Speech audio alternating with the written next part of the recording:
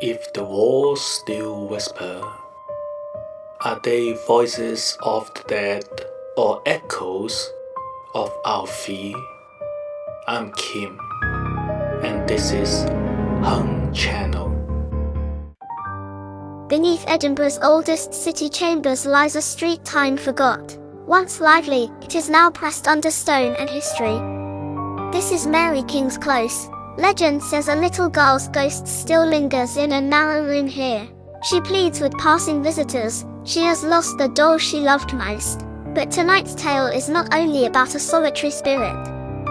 By the end, you will know how a plague turned Edinburgh into a hellscape, why the child's weeping feels like an echo of an entire generation's loneliness, how the souls of cleaners and physicians still wander the city's dark corners. This is not merely history, it is a doorway. Push it open, and you may hear a voice still whispering from the cracks in the stone.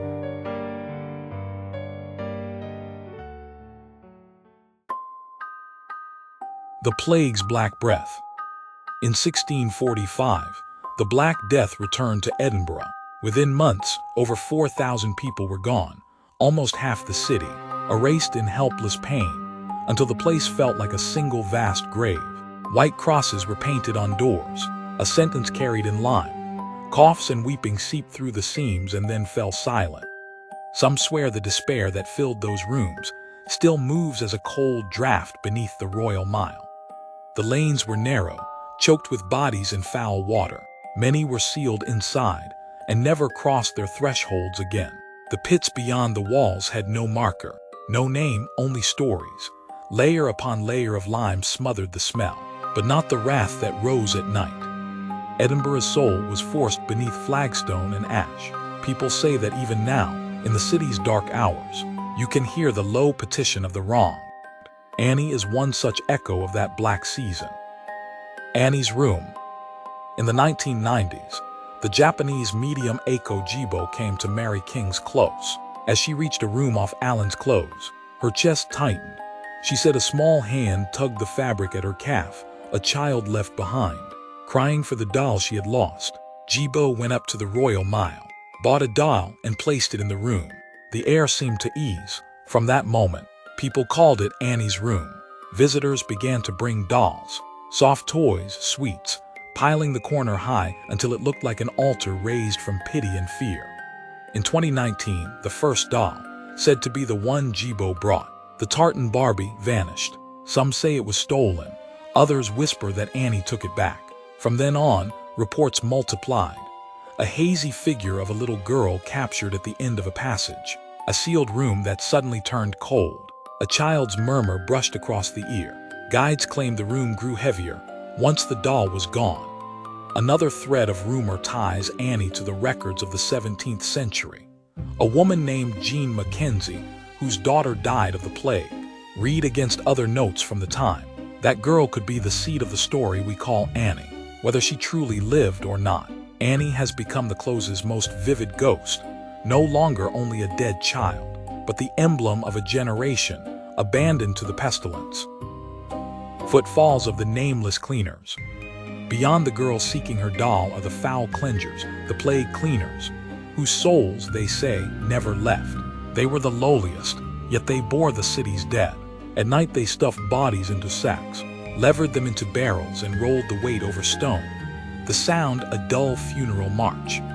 With no protection and little knowledge, they handled corpses and filth and became the most likely to fall. Their ghosts are said to wander beyond the Close. In nearby inns, guests hear the barrels thud-thud in the corridor. Doors open to emptiness. Some see a figure at the far corner, dragging a sack. When they hurry after it, nothing remains. A night porter on the Royal Mile swears the lift shaft knocks with wooden wheels. When the doors glide open, only cold air spills out. By morning, guests complain of chalky gray dust on the carpets. Lime, like that once thrown over the graves. Such stories persuade us the cleaners still patrol the city. They do not seem malicious. They want to be remembered. They too existed, stubbornly in the dark. The rumor of live burial. Among all tales, the most chilling is the story of live burial.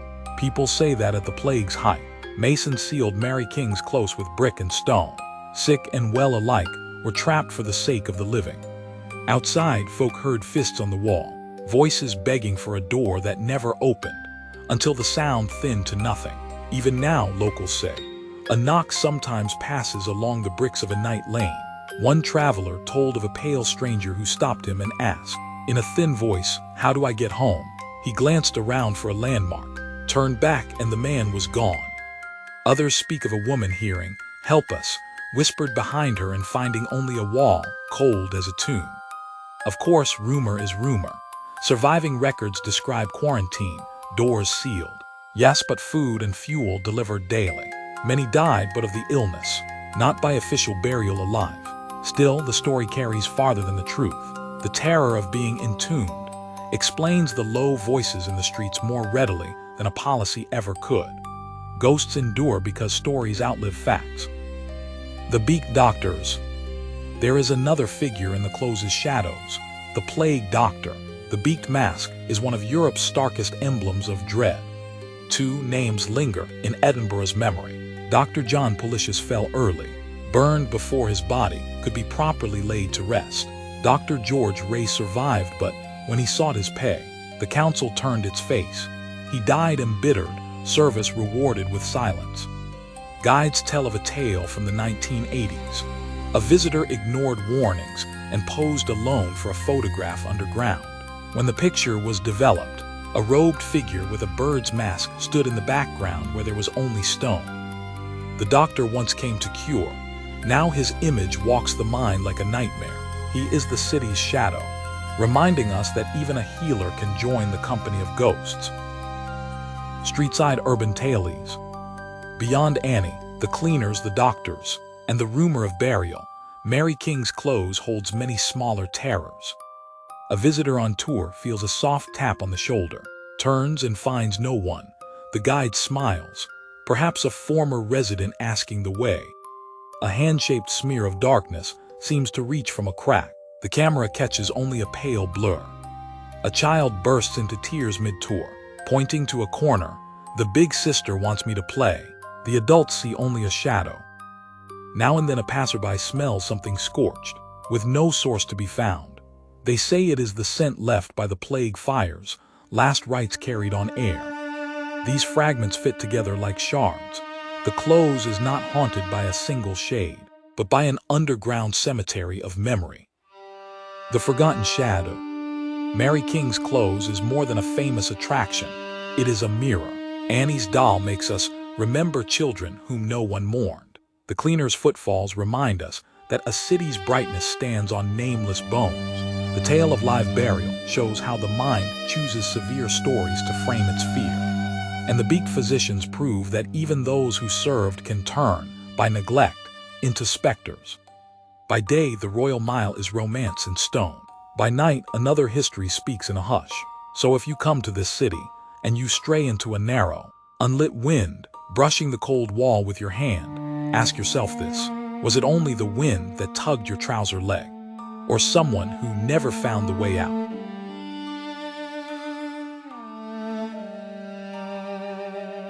I'm Kim.